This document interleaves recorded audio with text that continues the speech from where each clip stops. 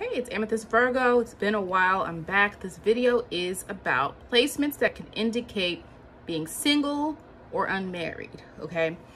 Now, the disclaimer, if you are a person very sensitive about the topic of relationships, marriage, partnership, and it is a soft point for you, you may not want to watch this video. These placements are not saying that you're doomed. The first thing I would tell people is you have to really unpack your idea of what it means to be in a relationship, okay? Not everybody is going to get married or is meant to get married, right? There are plenty of people who are happy being in a partnership, or people who are happy being single, and people who have other passions in their lives. Now, of course, as humans, we do seek connection, okay? So I do recognize that. However, if you are pining for a relationship, I can't, at this video, help you figure that out, right? If we, that's why reading is really important, because I'm going to say some placements and some people might say, wait, I have that placement. I've been married for 40 years. Again, everything is general until you actually interpret the chart, the degrees, the houses, the aspects, and then we really see the story of a birth chart. So that's one thing I just want to mention off the bat. If this is a sensitive topic for you, maybe don't watch it. And also, I hope you watch it.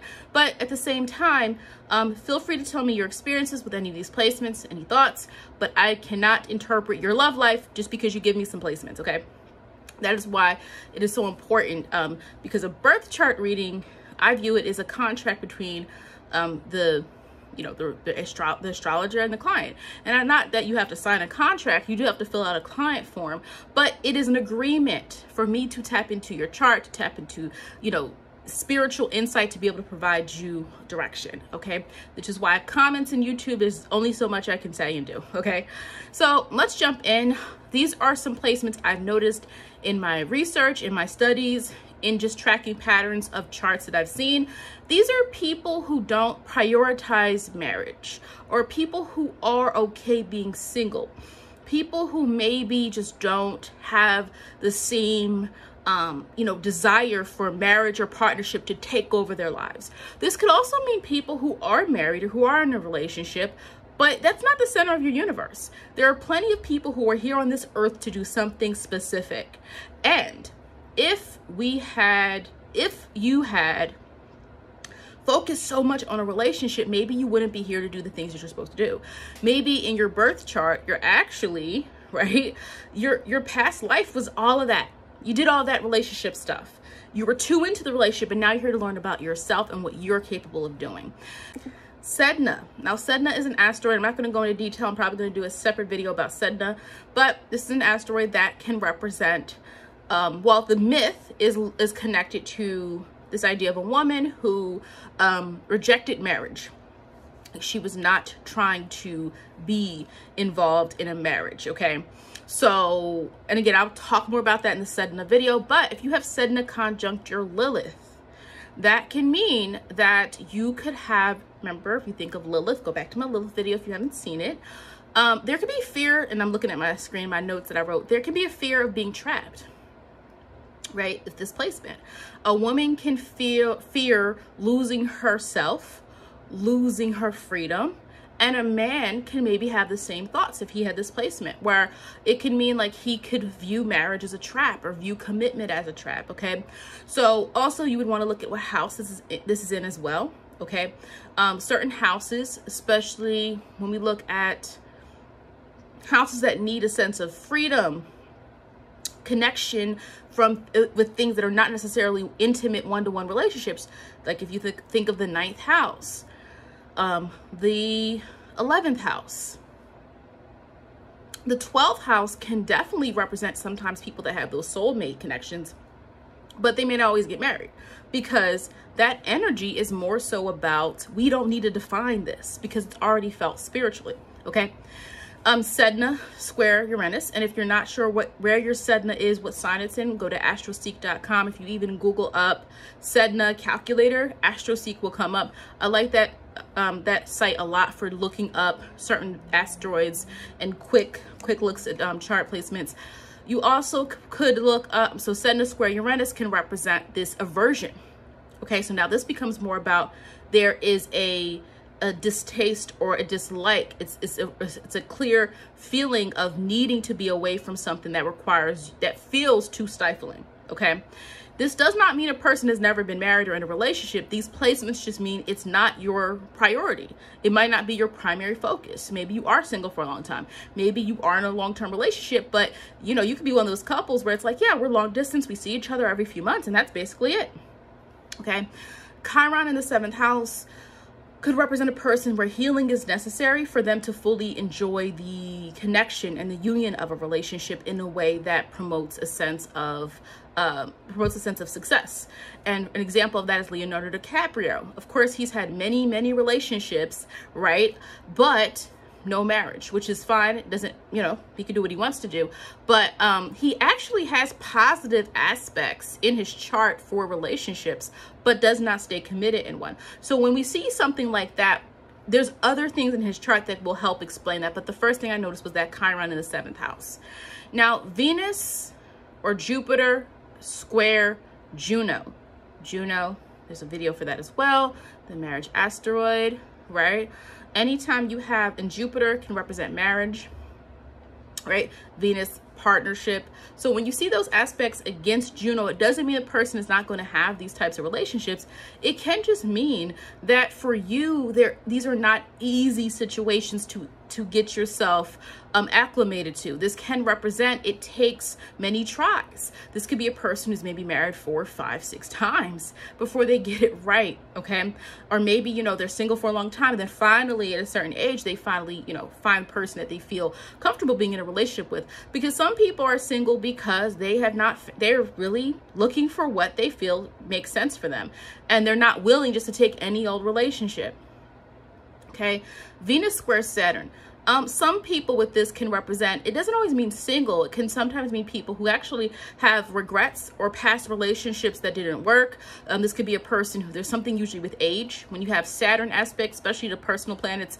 So especially Venus square Saturn can mean, you know, someone who got married too young, a person who had to wait, you know, many years to find the ideal person. So it doesn't necessarily mean a person won't have a serious relationship, but there are going to be some difficulties along the way. Or it could just mean you aren't, it's not important for you. You don't see it as a status symbol to be in a relationship, right? And that could cause you issues because let's say your chart means you care a lot about your community or you care a lot about the people around you, and everyone around you culturally or in your society or wherever you are values marriage, but you're like, but I'm not. And that's usually could be some Uranus energy as well. Like Venus square Uranus, you know, your ideals of what a commitment is or a relationship is different than societal expectations. The example I wanted to give about Venus square Saturn is Oprah. So Oprah has been in a long-term relationship, not marriage, with Stedman for like, I mean, for, I don't know, it has to have been like 30 something years at this point. And they're happy in their arrangement. I think he lives on her property. Now, Stedman has his own career. Like, he hasn't just been like bumming it, okay? Like, I think that, not, you know, obviously Oprah is very highly successful. He's successful in his own right, but I believe he lives on the property, but they live in different, like she lives in the main estate and he lives in the guest house or something like that. But anyway, the point is they never got married, but she has been in a long-term relationship. So for her, it doesn't matter. She doesn't need to be defined by that. And if someone does need to be, good for you. But that is an example. Now, you might say, well, Venus square Saturn, is that always bad? Well, Oprah also has Venus trine Jupiter. So she has, you know, in her chart, there's favorability in marriage. And at this point, if her and Stedman got married, it probably would be okay. But at this point, it works for them, and that's why they're not really, you know, they're not going to find themselves in a marriage at this point in time. Also, you would have to look at the signs. I'm going to go into later at the end of this zodiac sign energy that also has less. It's not that they don't want marriage, it's not as important because of their signature character of kind of being this more independent sign. So Venus square in some charts can mean other things fulfill you. Okay, when you look at your Venus squares, look at what that is. It can mean that, you know, there could mean there's other things that you have that are more important, because maybe you have Venus trying a bunch of other things, Venus conjuncts, but Venus is squaring Juno, Venus is squaring Saturn. And the relationship factor has always been an issue, but there's other things about you that work. A spiritual worker that I really respect her work, I might link it below. She talked about this in one of her videos about everyone is not here to be madly in love forever. And I know for some of you who are hopeless romantics, they hate, like, that's hard to hear. But everyone, like, some of us, if we were focused on our partner, we would not be doing the work we're doing. And a lot of people, spiritualists, that happens a lot. You're here to do something that if you were so focused emotionally on this relationship, you wouldn't be able to give what you can give to other people. And so that does not mean you can't have fulfilling relationships, beautiful unions, marriages. That's great. It's great when two people are equally yoked. And so I will always be, you know, I will always celebrate and support people who are in positive relationships with one another. But I do want to share, some people have to come to the fruition, they make it come to fruition of like, what am I really here? Do I really want that? Or is that because my whole family does that? Or do I really want this because this is the right person for me? Or do I think like my time is ticking and I need to get married right away? Okay. And it's, you know, some people are happy being single. Some people aren't. It really depends on you. Now, moon aspects to Uranus. Okay. The moon, your internal fulfillment, what you need in order to feel comfort. Now, if a moon's aspect to Uranus, if it's a soft aspect, it means that you're going to channel emotions differently in the first place. Now, if it's moon sextile or moon conjunct Uranus, moon sextile Uranus, it means you have more of you determine that emotional side of yourself in ways that don't restrict yourself. You might say, you know, I need to be my own person, or, you know, I can really find love in any way I need to. If it's a mutable sign, that moon trine Uranus might mean I'm capable of feeling fulfilled from many different things, not novelty. So if the moon has soft aspects to Uranus, or even Venus has soft aspects to Uranus, it means that you get your fulfillment, right, in ways that may not match this expectation, because Uranus can represent society, like this rebellion, right, in a way. And so it doesn't mean you don't have a relationship. Maybe you're a person where your partner, again, like I gave the long distance relationship, you live in different homes. You're married, but you live in different homes. You know, some of these people might have open relationships, polyamorous, whatever the case may be. So when Venus or the moon makes a soft aspect to Uranus, and we're talking specifically about relationships, there's more, it's a choice. Whereas if the moon or Venus is making a square to Uranus, this can mean difficult. If there's a square, there's an opposition. It can mean that you feel sometimes you know, at odds with how you're trying to channel your emotions. You can feel like your romantic relationships are strange. They're unpredictable. You just want something normal. So when you have that square to Uranus, and we're dealing with relationships, that sometimes can mean that yearning for, I want a real relationship. I want something normal. I'm tired of, you know, might be a person who's tired of situationships. Whereas the person with the moon or Venus trining, sextile, conjunct Uranus has an unconventional relationship, but they want it. The importance of understanding aspects, right? Also, I'm talking about Sedna again. Sedna square Jupiter. Jupiter can represent marriage. And also, now Jupiter represents many things, but I always tell people, we're talking astrology and we're talking a specific topic, we need to focus on that topic, right? We need to, Jupiter can represent all these other stuff, but I'm not talking about that right now, and I don't want us to get off track. Jupiter trining Jupiter, Sedna trining Jupiter. Again, a trine can represent a choice. A person who's like, I'm single because I want to be, versus the person with the square opposition is like, I'm not single because I want to be. Okay, and there's some things to work through, and I'm going to talk at the end about ways people can troubleshoot some of this if this concerns you. Okay, Saturn in the 7th house can represent difficult marriage, divorce, loss, limitations. It doesn't mean someone won't get married. It could sometimes mean there is a situation with even being a widow. Saturn in the 7th house, Saturn in the 8th house sometimes as well could be that. Saturn in the 8th can represent that lack of emotional satisfaction. So maybe you're not single, but Saturn in the 8th house means there sometimes feels it's a distance. It's fearing the vulnerability. fearing not having your emotions in lock and structured, right? And so when Saturn's in the 8th house, it can be great for someone's determination, right? And going for what they want and having willpower, but it can be difficult in terms of intimacy. You can, you know, maybe two people are married and they look happy, but their intimate life is not good because they're not on the same page about what that looks like. Mars squaring Juno. I've seen this a couple times. Venus, I talked about Venus squaring Juno, but remember, a Venus or Mars squaring Juno is going to be for different reasons. Now, if your Mars and Venus is in the same sign, you know, it's a different situation. This can mean difficulty committing or meeting commitment-minded people. Okay, it can mean that you feel there's always a barrier, there's always a struggle, there's always a problem. Mars equals conflict. There's a problem. Okay, this person, this is what's wrong with them, this is what's wrong with them, this is what's wrong with them. And of course, the rest of the chart would help us understand more who is the problem. Is it you or the other people? Now, Venus, certain signs. Let me talk about Venus in Aquarius. Well, let's talk about the energy first. Let's talk about the signs. Aquarius, Sagittarius, Aries, right? Even Virgo to some extent, Pisces. Let me talk about why. Aquarius doesn't need to fit in this mold. Now, what can happen? A lot of people are, you know, now again, I think you could say something a little bit different. I think that the younger generation is breaking some of these social norms. But, you know, Aquarius, you could have an Aquarius person who's, you know, young, and they say, you know what, okay, society says I have to do this.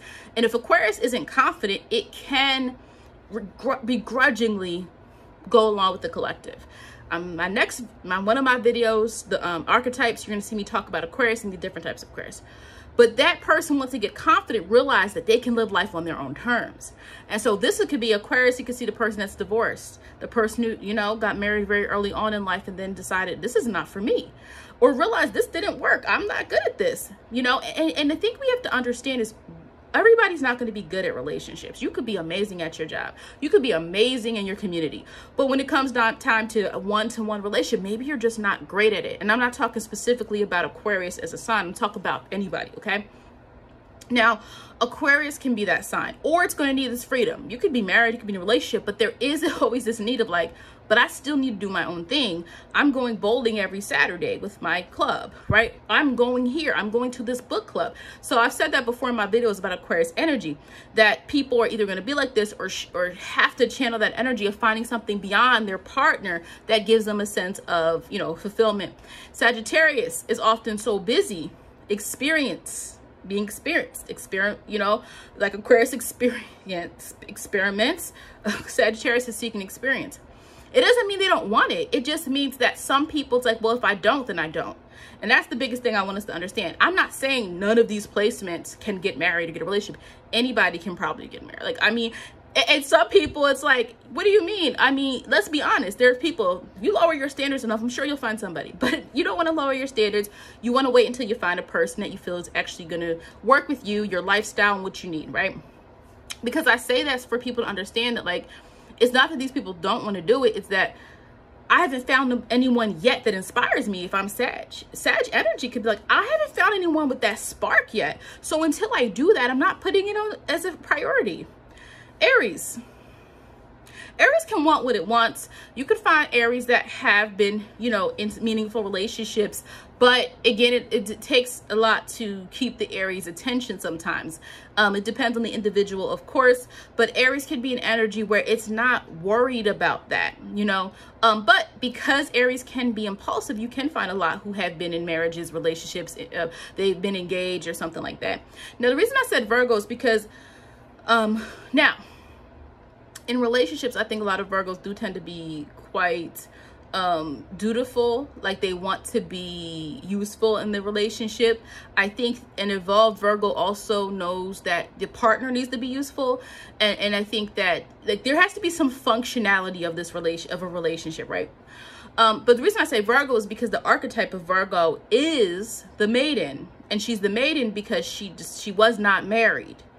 Okay, she was not belonging to a man. If you look at the look at the mythology, okay, look at the story of Virgo. So it's not about needing, and again, you could be a Virgo man, a big Virgo woman, but ideally it's not needing. And you could also look at Pisces and Virgo as these are signs of service. And sometimes that need of humility doesn't always lead itself to those types of things if you're devoting yourself to a cause. Pisces, I'm not saying, so Pisces, I'm saying more so definitely loves that sense of understanding and that closeness. But I think with Pisces, you get caught up in there not always being definitions. You could get caught up in relationships with no title, with no official marriage, no official, commitment.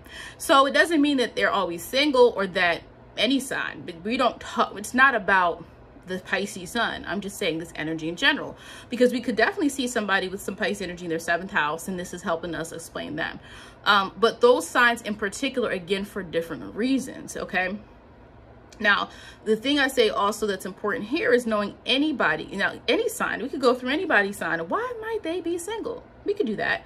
These were just the ones that came up to mind to me. Capricorn could be single because they don't feel anyone measures up, right?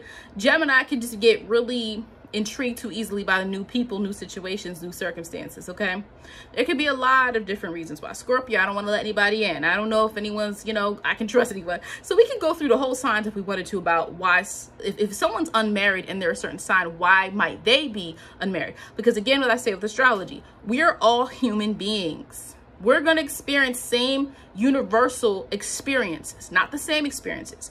Love, joy, disappointment, companionship, success, failures, right? Like ambition, all these things, whatever it is, that family, whatever, we all experience the same things. It does not matter your sign. Okay. So we have to get that out the way. This idea that your sign is responsible for one thing. You are representing of one. You represent one thing, but you're not the only sign that can experience something. We have to understand though, if someone experiences something as this sign, how might they respond? That's how we tend to look at astrology.